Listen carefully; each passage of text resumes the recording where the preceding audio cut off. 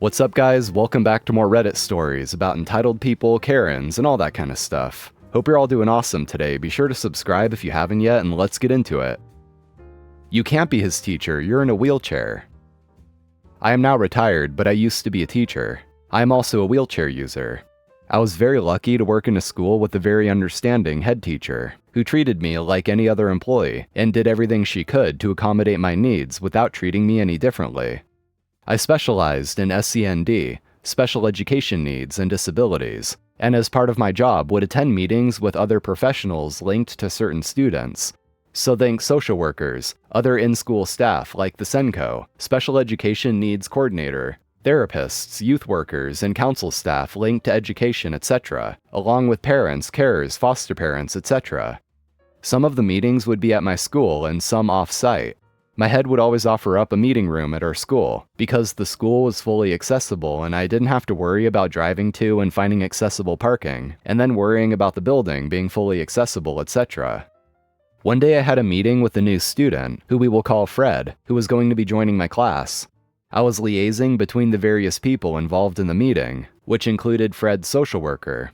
They were then liaising with Fred's foster parents as I didn't have their contact info. I knew the social worker from other students, and she knew that we would have the meeting at my school, and why, and was more than happy for this. Day of the meeting, and I'm alerted by reception that my guests were there.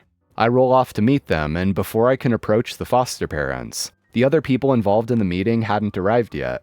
They were ranting at the receptionist on how ridiculous it was that they had to come here, and couldn't have had it at the council office, all because supposedly someone in the meeting had a disability, said using air quotes, and it was easier for them to have it here. Ranting about how stupid this was to pander to people like this, how people will make up disabilities to be the center of attention, and how it was getting worse and never like this in the past. They were in their 60s. The poor receptionist is trying to get a word in, and spots me and looks embarrassed, knowing I've seen and heard this, but I don't care. I roll over and introduce myself as Fred's new teacher, and before I can say anything else, I'm interrupted by the woman as she says, "Don't be stupid, you aren't his new teacher. You can't possibly be a teacher if you're a wheelchair." Not wheelchair user, just wheelchair. Something I sadly get a lot, when people, for example, would say a wheelchair wants to come in, like I'm an inanimate object and not actually a human, but I digress. And then turns to the poor receptionist and goes, "Can you let the teacher know we're here?" She turns to her husband and says, "Phone the social worker, this is ridiculous." Poor Fred at this point has had his head in his hands and looks so anxious and shy like he wants to disappear. I lift my lanyard and staff badge to the woman and reply, "I can assure you that I am Mrs. OP, Fred's new teacher, and that my legs not working have no effect on my ability to be a teacher, and that the two aren't mutually affected by each other." At this point, the social worker, the educational psychologist, and another worker, speech and language if my memory serves me right, walk in, and the foster mother goes, "Oh, thank God you're here. None of you look disabled, so why you insisted on us having the meeting here for that reason is beyond me." She turns to her husband and the receptionist, saying, "I told you, people make up all sorts of disabilities nowadays, and want everyone to pander to them. It's getting worse and worse."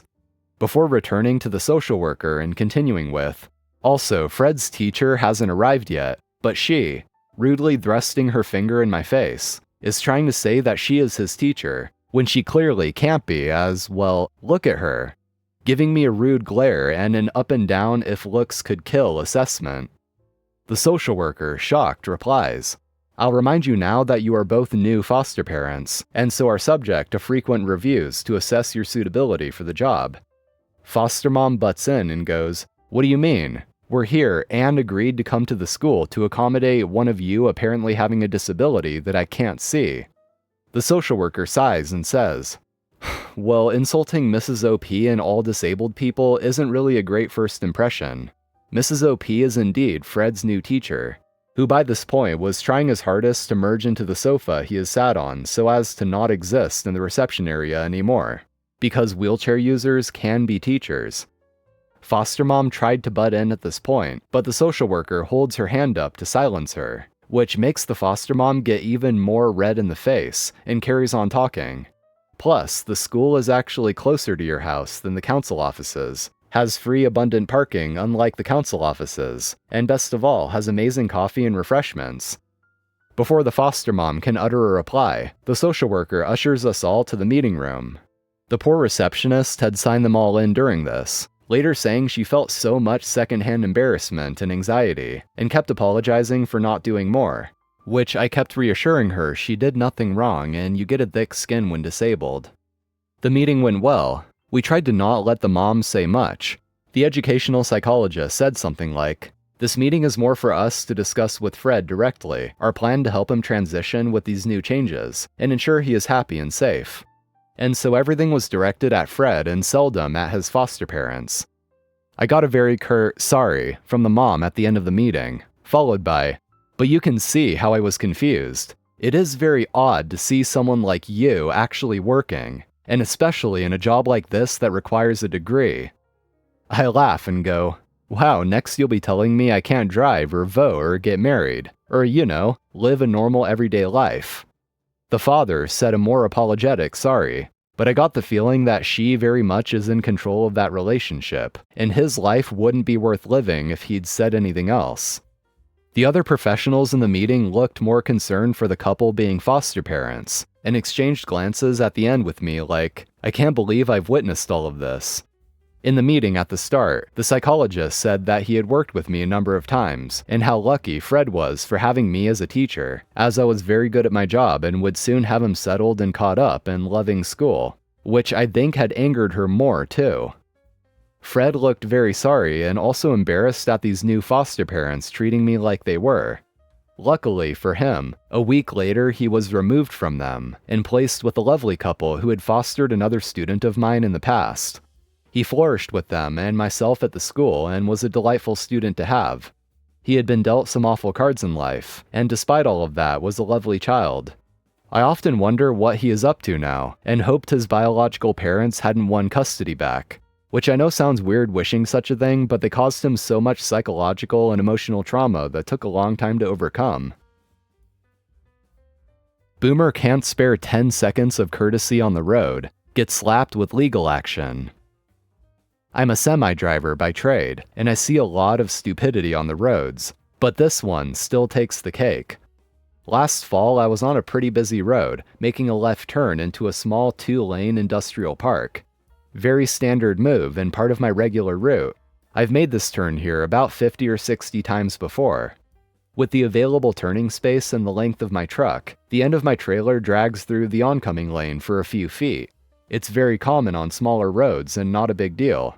I wait until the space is clear, and if anyone approaches while I'm turning, they yield until I'm through the turn. Happens 20 times a day. Not today though. Today the world's most important man is out on the road, and he'll stop for nothing. Laws of the road and physics be damned. Halfway through my turn, Captain Dipshit comes flying up the road, screeches to a halt, and lays on his horn. I can see that if I keep going through my turn, I'll crush his car like a beer can with my trailer, so I stop mid-turn. Boomer is honking madly, and I can see him screaming through his windshield. Whatever. At this point, I'm wedged in place. If I go forward, I'll hit the Boomer. If I go backward, I'll be blind backing onto a busy road, and I wouldn't do that for a winning lottery ticket. All that's left to do is set my air brakes and wait for the lead-caked synapses in his brain to figure things out. Fat chance. After a solid 15 seconds of laying on the horn, he puts his car in park and gets out to come storming up to my window. His fat face is the color of a tomato and he starts shaking his finger at me. Asshole that I am, I smile and wave at him, which just pisses him off more. He climbs up the steps of my truck and tries to open the door, then starts knocking on the window when he figures out it's locked. I roll the window halfway down and put on my old retail customer service voice. "Can I help you, sir?" "You're in my way, you need to move right now."